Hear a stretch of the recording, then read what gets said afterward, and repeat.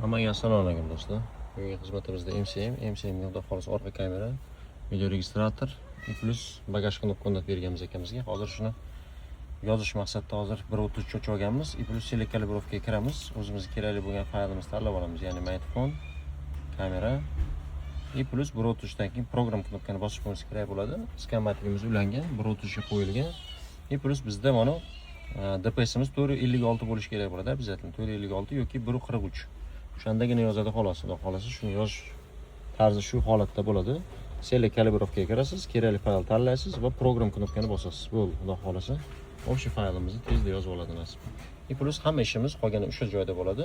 O'sha joyda radio blogimiz bor, shundan orqaga sim tashlagan bo'lamiz. Hozir shularni ham qisqa qilib, hozir imkon qadar skemasini tashlab o'tib ketamiz akalar. Hop, akalar mana hozir zadniy kameramiz. Bu 4-inchisi bo'ladi. Tepadan sanaganimiz qora 1, 2, 3, 4. 4-inchisi выход signal bo'ladi kameraga orqaga. Ammo uni massa bo'ladi. Bu выход massasi bo'ladi.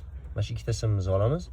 Plus bu tomonidan SSDdan tok olamiz. Ya'ni прикрутилma xohlasangiz, через zamokdan tok olib qo'yasizlar. Постоянно plus kelib turishi kerak bo'ladi orqa kameraga.